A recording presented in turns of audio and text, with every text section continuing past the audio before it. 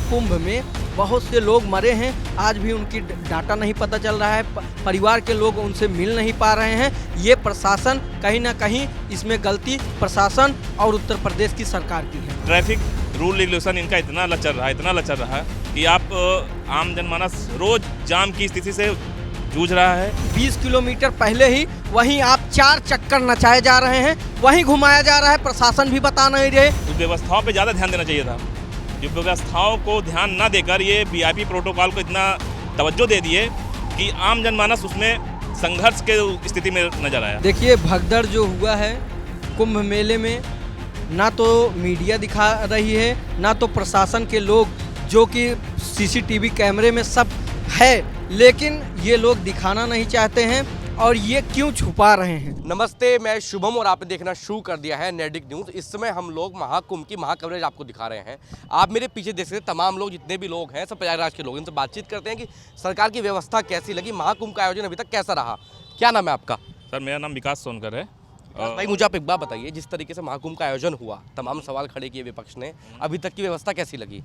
देखिए, अगर हम इनकी प्रशासनिक व्यवस्था की बात करें तो प्रशासनिक व्यवस्था इनकी लचर स्थिति में दिखी है कि जिस तरह से महाकुंभ को लेकर इतने बाहरी आम जनमानस उत्सुकता से महाकुंभ में शामिल हुए, इनको जो व्यवस्थाएं थी उस व्यवस्थाओं पे ज़्यादा ध्यान देना चाहिए था। जो व्यवस्थाओं को ध्यान ना देकर ये वीआईपी प्रोटोकॉल को इतना तवज्जो दे दिए कि आम जनमानस उसमें संघर्ष के स्थिति में नजर आया। आप समझिए।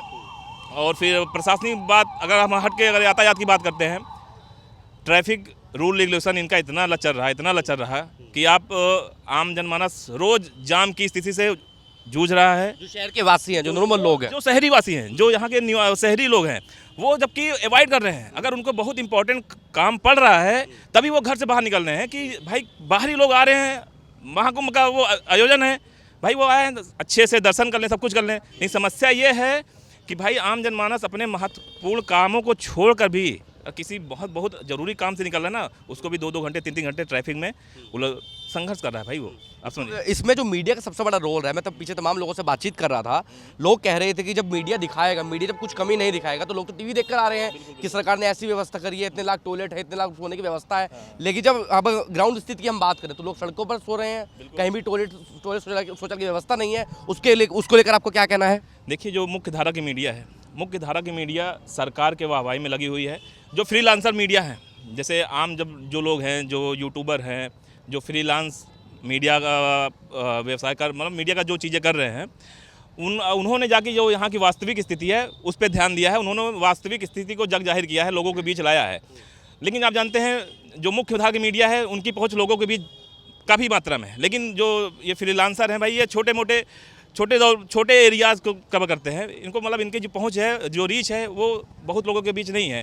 तो मीडिया का रोल जो है इसमें थोड़ा सा नेगेटिव रहा है मुख्यधारा की मीडिया का। बाकी जो फ्रीलांसर हैं उनकी मैं सराहना करता हूं, उन्होंने बहुत अच्छा काम किया है। कुछ लोग ये भी कह रहे हैं कि व्यापारियों की स्थिति बड़ी खराब है, शहर के जो व्यापारी हैं वो बड़े परेशान है इस समय, क्योंकि जो सरकार जो माल है वो शहर के बाहर ही रोक दिया जाता है। हाँ, बिल्कुल। जो शहर के व्यापारी हैं उनको निश्चित तौर पर बहुत सारी वो असुविधाओं का सामना करना पड़ रहा है इस टाइम पे। क्या है कि यार आप जो स्थिति है, आप देखिए जो व्यापार है, व्यापार आप जान लें, व्यापार का जो मेन पहिया है, जो मेन चक्का है, वो संसाधन है, यातायात के साधन है, समझिए ना। अगर आपका जो आप जिस चीज़ के व्यवसायी हैं, वो जाहिर सी बात है आप इंपोर्ट करके ला रहे हो या फिर कहीं से ला रहे हो, आप यहाँ लोकल क्षेत्रीय किसान से ले रहे हो, लेकिन आने जाने में इतनी समस्याएँ हो रही हैं। लोग भाई रोज़ ट्रैफिक में फंसे हुए हैं, रोज़ संघर्ष कर रहे हैं। जहाँ 5 मिनट की डिस्टेंस के लिए वो 2-2 घंटे 3-3 घंटे इंतजार कर रहे हैं, तो जाहिर सी बात है व्यवसाय की जो रफ्तार है वो धीमी पड़ गई है, बहुत धीमी पड़ गई है। आपका क्या नाम है? हमारा नाम एडवोकेट शिवशंकर सरोज है। साहब मुझे आप खुद बताइए, आप तो खुद अधिवक्ता हैं, कुंभ के बारे में जो बातचीत चली, भगदड़ की जो बात हुई है, उसके ऊपर आपका क्या कहना है? प्रशासन तो कह रहा है कि एक जगह भगदड़ हुई है। देखिए भगदड़ जो हुआ है कुंभ मेले में, ना तो मीडिया दिखा रही है, ना तो प्रशासन के लोग, जो कि सीसीटीवी कैमरे में सब है, लेकिन ये लोग दिखाना नहीं चाहते हैं और ये क्यों छुपा रहे हैं। और सबसे बड़ी बात, अभी तक बहुत से लोगों के परिवार के लोग गायब हैं, वो अभी अपने परिवार से मिल नहीं पा रहे हैं, ना तो कोई संपर्क हो पा रहा है उनसे। ये सब चीज़ों को क्यों छुपाया जा रहा है? खबरें दब गई हैं वो अब। ये खबरें इसलिए दब गई हैं कि जो मुख्य धारा की मीडिया है वो आज के इस कुंभ में कुछ भी दिखाने के और क्या कहते हैं दिखाना नहीं चाहती है। ये लोग सरकार के अधीन हैं, ये लोग सरकार के प्रोटोकॉल में परेशान हैं, ये लोग सरकार के अकॉर्डिंग काम कर रहे हैं। जो यूट्यूबर हैं, जो छोटे छोटे मीडिया हैं, वो लोग मदद भी किए लोगों को बचाने के लिए, पानी से लेके हर तरीके का मदद भी किए और अपना अरे क्या कहते हैं उन्होंने जो जहाँ तक कवर कर पाए वो लोग कवर भी किए।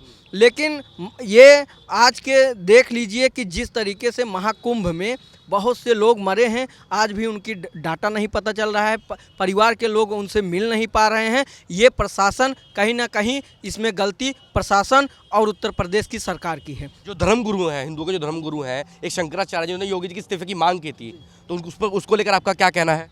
देखिए, इसके पहले भी जब कुंभ लगा था तो यही जो सरकार पिछली सरकार थी तो उन्होंने उनसे गलती अगर तो नहीं हुई थी, लेकिन उन्होंने गलती की थी तो उन्होंने तत्काल प्रभाव से इस्तीफा भी दिया। आजम खान साहब की बात करें, दिल्ली में भगदड़ मची थी, उन्होंने इस्तीफा दिया था। तो ऐसे में वो शंकराचार्य जी, आदरणीय शंकराचार्य जी सही ही कह रहे हैं। पहली बात तो मैं आपको बता दूं, कोई भी सन्यासी पुरुष अगर एक बार कोई चीज़ का प्रतिज्ञा लेता है तो उसको दोबारा इस राजशाही में आके तानाशाह नहीं होना चाहिए।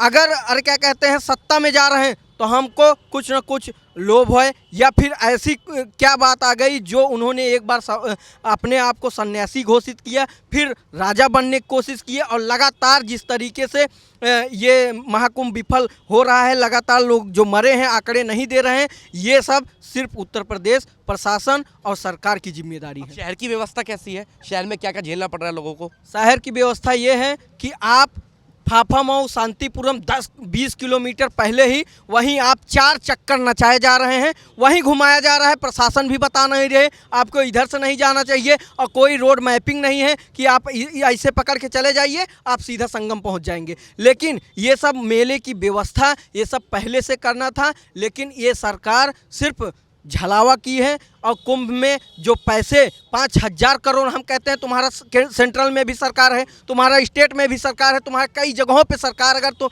तुम्हारा सरकार है तो तुमको पैसे जब आपके पास खुद सब इतना होते हुए आप क्यों नहीं अरे क्या कहते हैं कुंभ में व्यवस्था अच्छी किए? और ये सब सारी जिम्मेदारी प्रशासन और सरकार की है। आप देख रहे हैं नेट्रिक न्यूज, साहस सच कहने का।